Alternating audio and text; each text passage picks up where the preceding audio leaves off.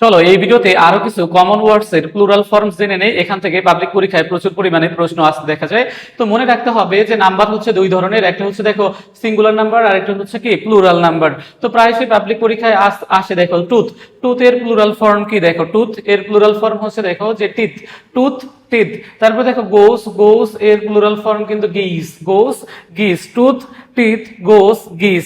তারপর দেখো চাইল্ড হচ্ছে সিঙ্গুলার, চাইল্ড হচ্ছে সিঙ্গুলার এর প্লুরাল হচ্ছে দেখো চিলড্রেন। তাহলে চাইল্ড হচ্ছে সিঙ্গুলার এর প্লুরাল হচ্ছে চিলড্রেন। তারপরে দেখো যে ব্রাদার, তাহলে ব্রাদার হচ্ছে সিঙ্গুলার এর প্লুরাল হচ্ছে ব্রেথরেন, ব্রেথরেন। খুব ভালো করে মাথায় রাখবে, ব্রেথরেন।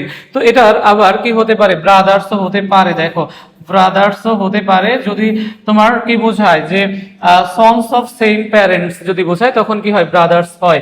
আর দেখো যে পারসন, পারসন সিঙ্গুলার এর প্লুরাল হচ্ছে দেখো পিপল, পারসন পিপল। উইমেন এর প্লুরাল হচ্ছে উমেন। দেখো ই যুক্ত করতে হবে, এর জায়গায় ই যুক্ত করতে হবে, খুব ভালো করে মাথায় রাখো। তাহলে দেখো টুথ, টুথ হচ্ছে সিঙ্গুলার এর প্লুরাল হচ্ছে টিথ। গোস হচ্ছে সিঙ্গুলার এর প্লুরাল হচ্ছে গিস। চাইল্ড হচ্ছে সিঙ্গুলার এর প্লুরাল হচ্ছে চিলড্রেন। ব্রাদার হচ্ছে সিঙ্গুলার এর প্লুরাল হচ্ছে ব্রেথরেন অথবা দেখো ব্রাদার্স। পারসন এ হচ্ছে সিঙ্গুলার এর প্লুরাল হচ্ছে পিপল। তারপর দেখো ওমেন এর ওমেন হচ্ছে সিঙ্গুলার এবং এটার প্লুরাল হচ্ছে উমেন। দেখো এখানে ই যুক্ত করতে হবে, খুব ভালো করে মাথায় রাখো এই বিষয়গুলো। আর এখান থেকে কিন্তু পাবলিক পরীক্ষায় প্রশ্ন আসেই।